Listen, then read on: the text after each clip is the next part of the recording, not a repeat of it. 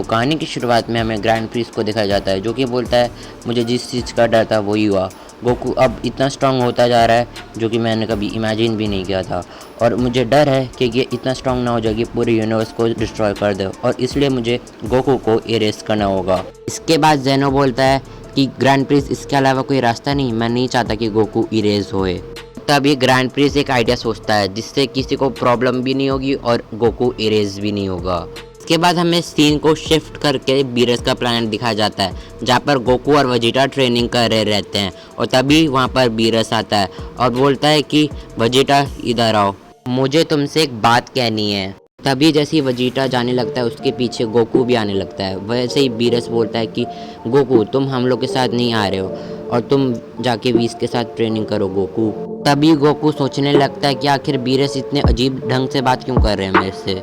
तभी गोकू इस चीज़ को भुला के वीस के साथ वापस से ट्रेनिंग करने लगता है, और कुछ टाइम के बाद वेजिटा और बीरस वापस आ जाते हैं। उसके बाद वेजिटा और गोकू की वापस से ट्रेनिंग चालू हो जाती है, और कुछ देर बाद वेजिटा बोलता है कि काकारोट हमें इतना स्ट्रांग बनना होगा कि हम जिरेन जैसे विलेंस को बहुत इजीली डिफीट कर दें, और इसलिए मैंने सोचा कि हम लोग टाइम चेम्बर में ट्रेनिंग करेंगे।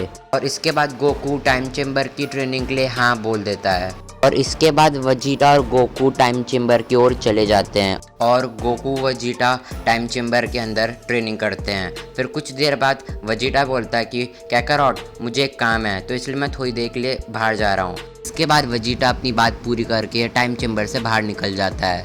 वेजिटा के जाने के बाद गोकू वापस से अपनी ट्रेनिंग में लग जाता है। इसके बाद गोकू बहुत ज़्यादा ही ट्रेनिंग करता है, इतना ट्रेनिंग करता है कि उसको पता ही नहीं चलता 2-3 हफ्ते से ऊपर हो जाता है, और तभी वेजिटा नहीं आता है। इसके बाद गोकू को लगता है कि आखिर वेजिटा इतना लेट क्यों हो गया आने में, तो तभी उसको लगता है कि कुछ तो गड़बड़ है, और तभी वो टाइम चेम्बर के दरवाजे पे जाता है, और वो हैरान हो जाता है क्योंकि टाइम चेम्बर का दरवाज़ा उड़ गया था। और ये चीज़ देख के गोकू बहुत ज़्यादा शॉक हो गया था, क्योंकि अगर टाइम चेम्बर का दरवाज़ा ही नहीं रहेगा वो टाइम चेम्बर के बाहर कभी नहीं जा पाएगा। और तभी उसको एक मेमोरी फ्लैशबैक होती है जिसमें बीरस वेजिटा को बुलाता है, और गोकू जब आता है तो उसको मना कर देता है आने से। इसके बाद गोकू बोलता है क्या इसलिए मेरे को वेजिटा टाइम चेम्बर में लाना चाहता था जिससे वो मुझे कैद कर सके टाइम चेम्बर में, पर आखिर वेजिटा ऐसा क्यों चाहता है। गोकू उसके साथ बहुत ज़्यादा गुस्सा होने लगता है और बोलता है कुछ भी हो, बट इन सब में गलती बीरस की है, और मैं बीरस को कभी माफ़ नहीं कर सकता। और तब गोकू रेज में जाता है,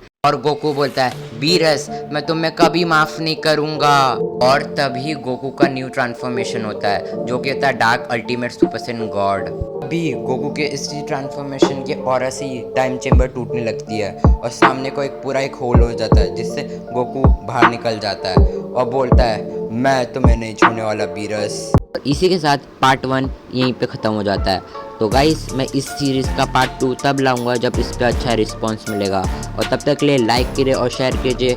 मैं मिलता हूँ किसी और शॉर्ट या वीडियो में, तब तक के लिए बाय बाय।